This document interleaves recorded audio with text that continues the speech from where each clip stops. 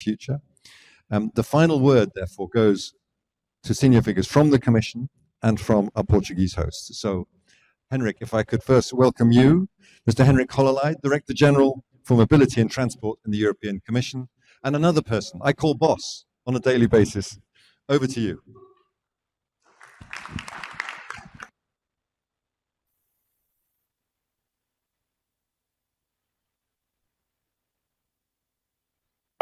You have to push it. Great. Thank you. Thank you very much, Matthew. And thank you for the great job that you have been doing throughout the day and by moderating this and also trying to get the best out of our excellent speakers. And I do have to admit that panels have been interesting, and particularly the last panel, which also covered a lot of very important topics and also brought in some interesting insights. I'm very grateful also to Claudia for bringing in the young people's not only vision but also the passion and the proactive approach, and that's exactly what we need. So, dear rail friends, ladies and gentlemen, it is indeed my utmost pleasure to be here today in order to, well, first and foremost, launch the Connecting Europe Express, but also to be part of this event today, which also marks the departure of the Connecting Europe Express, but at the same time has given us already a lot of food for thought. And of course, big thanks to Maya and friends in EMSA who have hosted us here and been extremely hospitable, and of course our Portuguese hosts who have been extremely kind to us as well and helped to make this success. And of course the whole team who has been working so hard over the last months in order to make it happen. So it's a great day, and I think that it's been already a very good start for the day throughout with these discussions that we have already had. And of course, I'm also very happy to see so many of you in person again. Honestly, there has been quite some time when I've seen most of you, and this is great that the increased speed of vaccinations has helped us to slowly get back to the normality. But again, we still have a way to go, but I think that we are on the right path. I think it is also a good start to talk about rail. We still have a way to go, but we are on the right path. So I think that today's conference has also underlined the importance of rail to promote the sustainable, smart and resilient mobility, which is in the heart of the strategy, which has been also many times quoted today, the strategy for the smart and sustainable mobility that our Commissioner put on the table in the end of last year. And the message that will be frequently repeated on board of our Connecting Europe Express will be exactly that rail is a credible solution in order to promote the cleaner, sustainable, greener, smarter mobility. And it's great to kick that off here in Lisbon, at the western end of our continent, and we will wish also good luck to our train for its journey throughout Europe with this and many other messages. But, dear ladies and gentlemen, I think we can also all agree that it's not going to be only fun and cheers. The experience we have had in making this train happen has explicitly demonstrated us that the single European rail area is still very far from the reality. Our hopes and wishes and political commitment might be there, but things on the ground, in reality, are not moving forward on the way we would like to see them happen.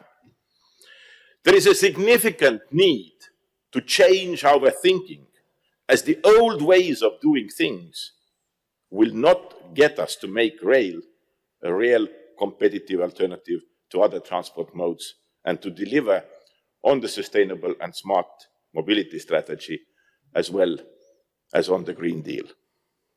To make it happen is even more essential, as many of you underlined, that the time is now for the revival and expansion of rail in the EU. Even though I very much agree with this statement, and the momentum should be on our side, But without opening up the markets, liberalization, having real competition in the market, tearing down the barriers, and sometimes ridiculous excuses, as well as obsolete regulations, like tail lights that hinder the genuine rail market to function, nothing is going to change. But this has to be done, as transport sector needs to reduce its CO2 emissions by at least 90% by 2050.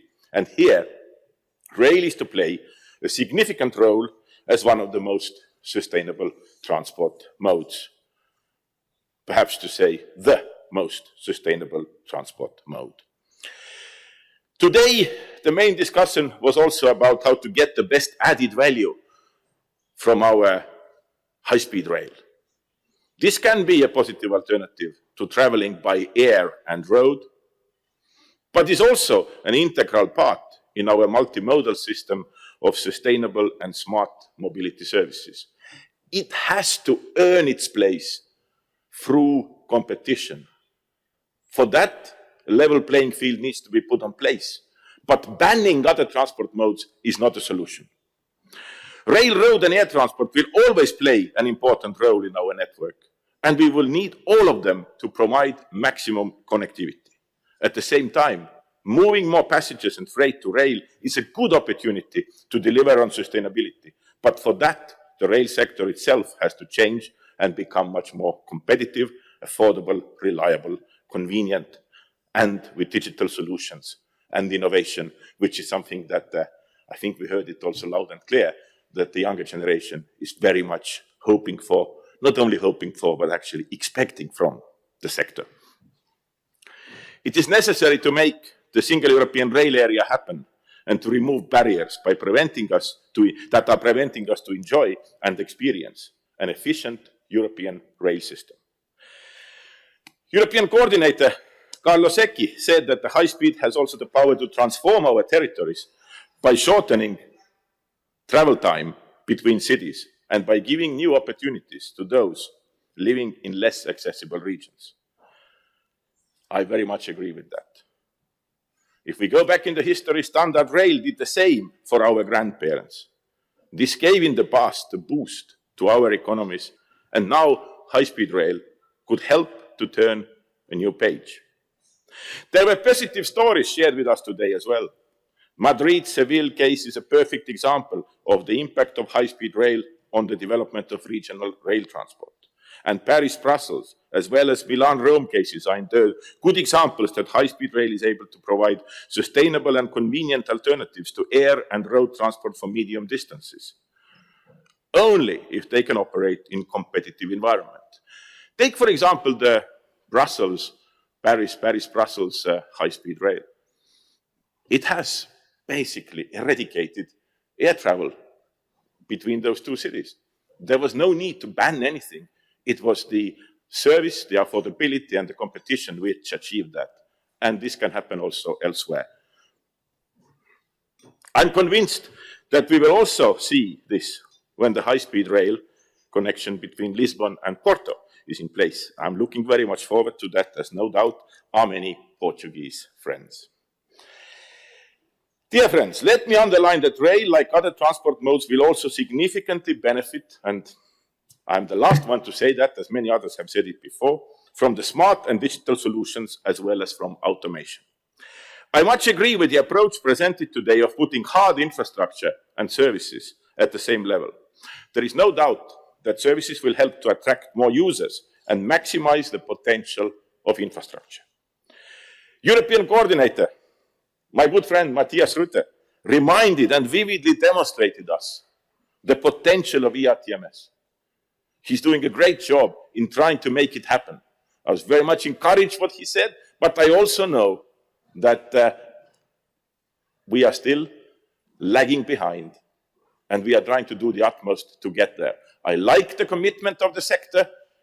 Commitment is good, but even better when ERTMS is deployed. And here, there is no excuse. We must deploy ERTMS as soon as possible. We need the commitment, support, and action of all the rail community and member states to make it happen. We can't talk about rail efficiency, getting more out of the infrastructure, when we don't do the obvious, in this case, to deploy the ERTMS. And no doubt, through that, we also make our rail sector more safe, more efficient, and we will be able to address the issues that are related to the limited availability of the infrastructure or the congestion, which of course will be another challenge and probably a source of many conferences in the future if rail is to take a bigger share. Because we also know that we can already see a lot of congestion on the infrastructure, and the need for increased efficiencies is absolutely obvious.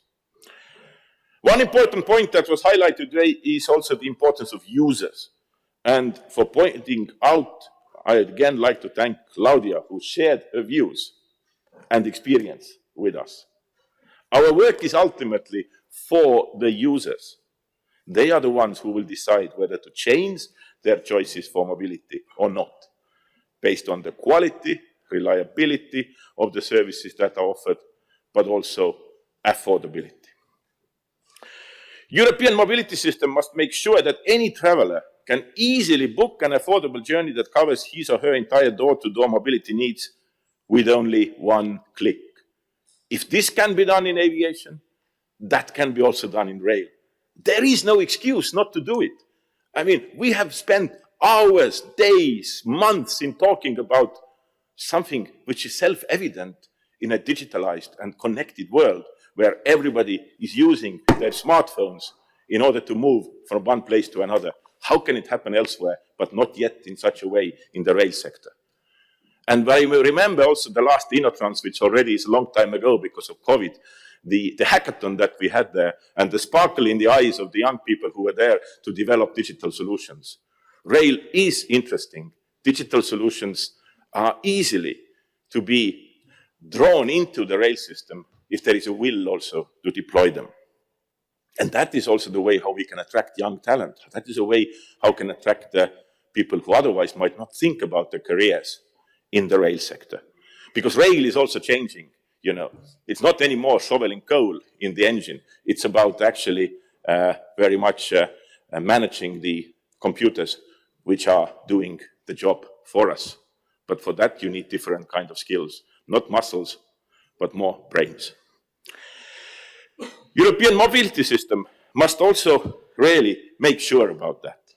And we would like to make sure that anyone would be able to hop on a high-speed train to reach a city in another country, knowing he or she will be able to use the time efficiently, knowing that the trains will be reliable, punctual, safe, and they are safe, that's for sure, with multiple connections that are part of a well-functioning multimodal mobility system where the passenger or the user or the customer is the king and can make the choices.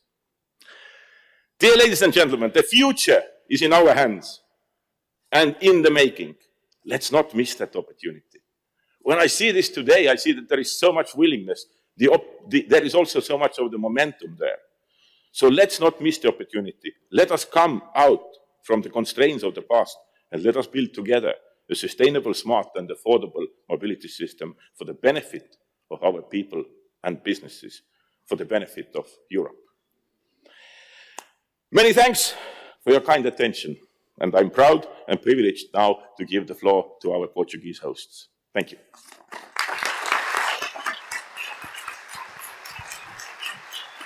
Thank you.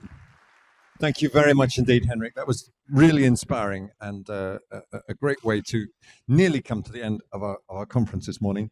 But I'm delighted to invite, for the final word, the great honor for us, the Portuguese Secretary of State for Infrastructure, Mr. Jorge Delgado. Please take the floor. Thank you very much.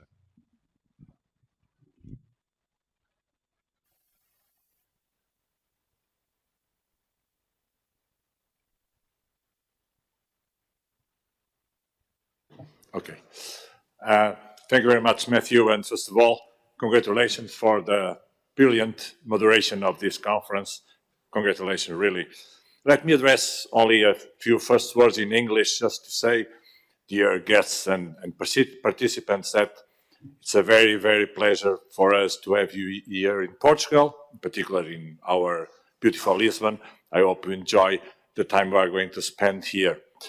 E agora, enfim, em português, umas pequenas, breves palavras de encerramento para dizer que, bom, assim se conclui a conferência High Speed Rail and City-to-City Connections, e é com um especial agrado que participo neste evento, organizado pela Comissão Europeia, em conjunto, naturalmente, e com o apoio do Ministério das Infraestruturas e da Habitação, sobre ligações ferroviárias de alta velocidade e ligações entre cidades, com a particularidade de o mesmo ter lugar em Portugal e durante o Ano Europeu do Transporte Ferroviário.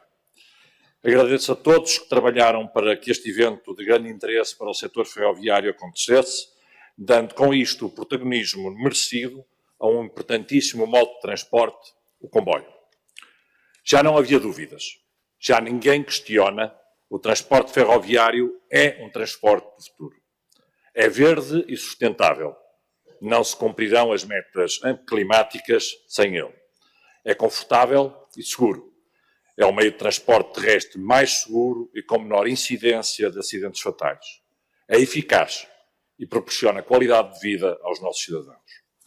É por tudo isto indiscutível a importância de investir neste setor e é por isso que estamos a fazer com determinação, e é isso mesmo que estamos a fazer com determinação em toda a nossa rede ferroviária. Assistimos aqui a importantes momentos de reflexão e debate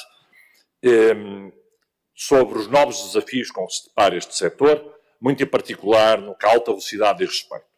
Falou-se de infraestrutura, falou-se da necessidade de prestar um serviço ferroviário de qualidade e falou-se, pensando em alta velocidade, do potencial transformador que este tipo de serviço induz no território, na mobilidade, na organização social e económica e na qualidade de vida das pessoas. As ligações de alta velocidade aproximam cidades, aproximam pessoas, encurtam distâncias, mudam as nossas vidas. Portugal está empenhado na construção deste tipo de linhas. Está em curso a construção da nova linha entre Évora e Elvas, na fronteira com a Espanha, no âmbito do Corredor Internacional Sul, que faz parte da ligação de alta velocidade Lisboa-Madrid. Este novo troço permitirá encurtar de 5 para 2 horas a parte do trajeto desta ligação percorrido em Portugal, contribuindo para uma aproximação das duas capitais e aumentando a competitividade deste tipo de transporte. Para o futuro, com o Plano Nacional de Investimentos 2020-2030, prevemos um volume de investimento no setor ferroviário de cerca de 10 mil milhões de euros para projetos e programas neste âmbito. Os investimentos planeados até 2030 olham para a rede ferroviária de forma muito alargada, tendo em conta as múltiplas funções, tendo em conta as mercadorias e tendo em conta os passageiros. No contexto deste investimento, e conforme apresentado nesta conferência, está prevista a criação de um eixo atlântico de alta velocidade, uma ligação entre Lisboa e Porto e entre Porto e Vigo, na Galiza. Estas linhas de elevada prestação permitirão aproximar as cidades e as duas maiores regiões do país, potenciando a criação de sinergias entre elas. Permitirão diminuir tempos de viagem, encurtando o país e permitirão aumentar as potencialidades de outras infraestruturas conexas, de que é exemplo a utilização do aeroporto de Sá Carneiro através da linha Porto Vigo. Sim, temos uma aposta indiscutível na ferrovia. É também por isso que queremos criar pela primeira vez em Portugal um plano ferroviário nacional que servirá para pensar como levar ao máximo o potencial do transporte ferroviário, estabelecendo a ferrovia como espinha dorsal do sistema de transportes, como instrumento de desenvolvimento económico e industrial e como fator de coesão territorial. Caros amigos, terminamos esta conferência e saúdo mais uma vez a qualidade da sua organização e dos conteúdos aqui partilhados. Uma qualidade em linha com a importância do que aqui se debateu e em linha com o espírito ferroviário que está bem presente na iniciativa que hoje começa, pois inicia-se esta tarde a viagem a bordo do comboio Connecting Europe Express. É com imenso orgulho que nos associamos à iniciativa da Comissão Europeia de realizar um comboio que, relembremos, percorrerá 26 países durante 36 dias, passando por 33 fronteiras, começando hoje na nossa Lisboa e terminando dia 7 de outubro em Paris. É este o espírito que hoje aqui está presente.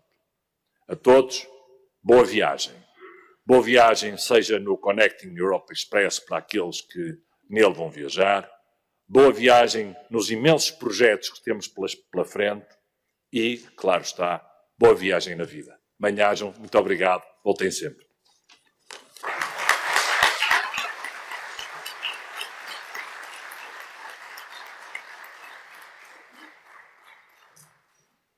Secretary of State, thank you very much indeed for those wonderful words. A few quick announcements, don't go away. Firstly, huge thanks to everybody who's made this conference happen. Please give them a huge round of applause. All of our friends at EMSA, our wonderful interpreters, and if I may single out Isabel and Desiree and Roxanne and Anna, who's made it all work from behind the stand there. Quick hand for her, please, and for everyone else, thank you very much. You are all, second important point, you are all invited, no, instructed to go upstairs to have a final lunch on the EMSA terrace, suntan cream optional. And for those who are going to the station, and listen very carefully, please, please be ready to take the electric buses kindly provided by Caris at 1:15 sharp. That is in 37 minutes. So you don't have a lot of time to enjoy your lunch, but if you're hoping to hop on, you need to get ready. But I leave you with a quote from a Stevenson, not the Stevenson who invented the rocket in 1829, but Robert Louis Stevenson. Little do ye know your own blessedness, for to travel hopefully is a better thing to arrive. And the true success is to labor. We have all labored hard this morning. I think I can speak for all of us in saying it's been a great discussion, thanks to the fantastic panelists and speakers. And in some cases, the lucky few, I think, have earned their hopeful travel this afternoon. But what we have heard from the determined spirit of this discussion is that the European rail sector needs to do more than hopefully travel. It has to deliver. It has to arrive. Déjeuner est servi. Thank you.